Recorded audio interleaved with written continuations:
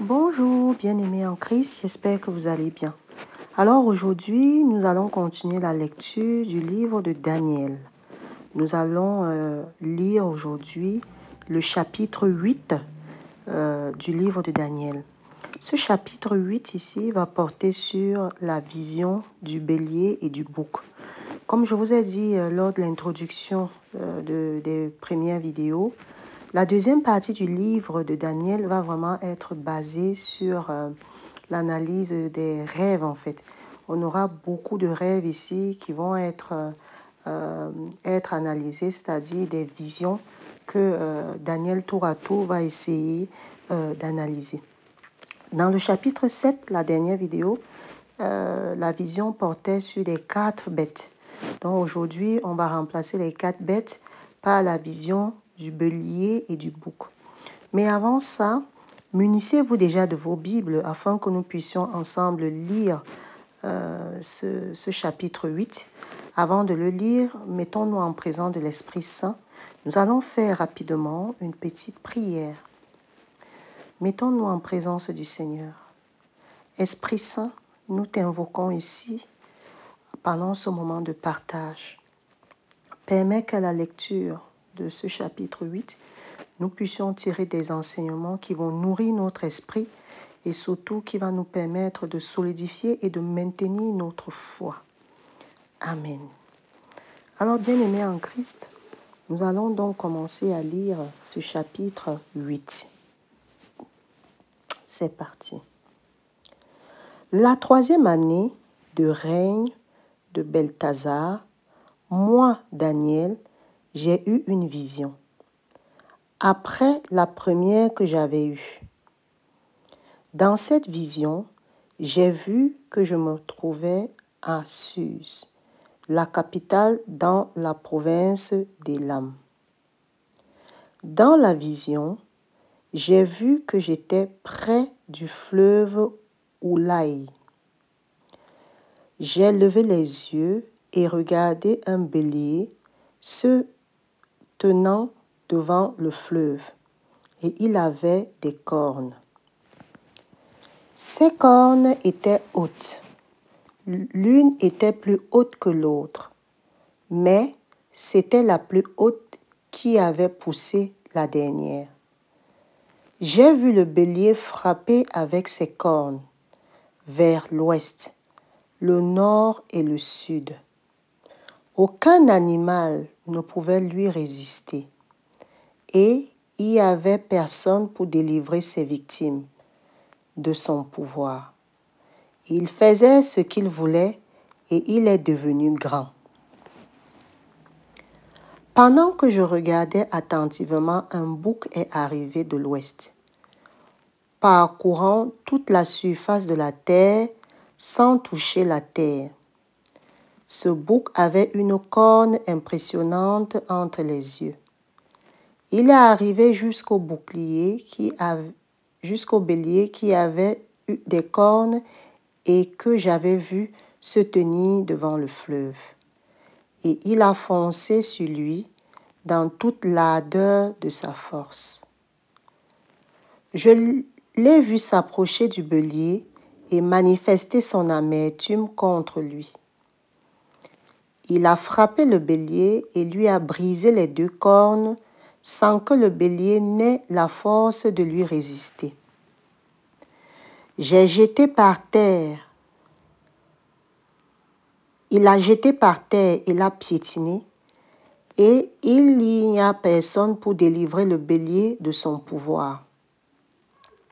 Le bouc est devenu très grand, mais lorsqu'il était puissant, sa grande corne s'est brisée. 4 grandes cornes ont poussé à sa place, aux 4 coins du ciel.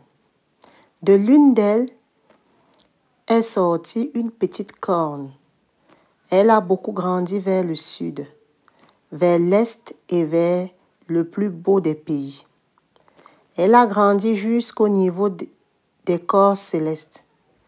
Elle a fait tomber par terre une partie de ses corps et des étoiles, et elle les a piétinés. Elle a grandi jusqu'au niveau du chef des armées. Elle lui a enlevé le sacrifice perpétuel et a bouleversé les fondations de son sanctuaire. L'armée lui a été livrée avec le sacrifice perpétuel à cause de la transgression. La corne a jeté la vérité par terre et réussi dans des entreprises. J'ai entendu un saint parler et un autre saint dire à celui qui parlait, « Jusqu'à quand durera cette vision à propos du sacrifice perpétuel et de la transgression dévastatrice?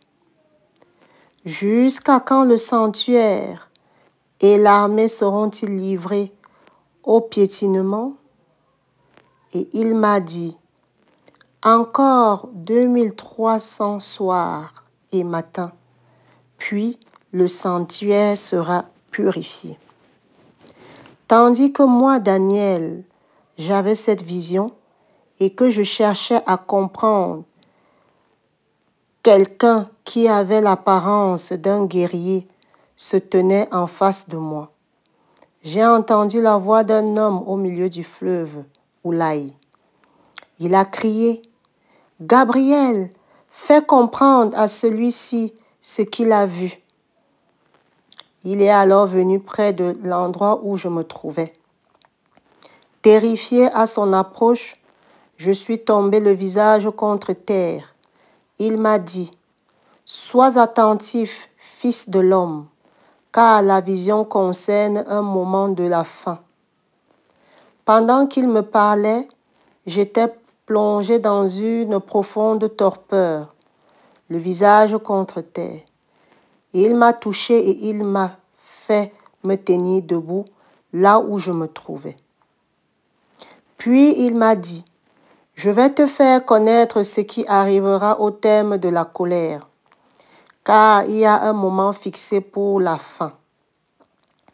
Le bélier que tu as vu et qui avait des cornes, ce sont des rois de Médès et des Perses. Le bouc, c'est le roi de Grèce. La grande corne entre les yeux, c'est le premier roi.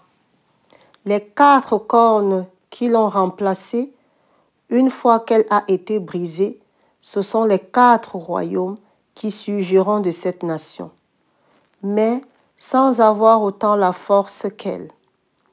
À la fin de leur règne, quand les pécheurs auront mis le comble à leur révolte, un roi au visage dur et un expert en énigmes surgira.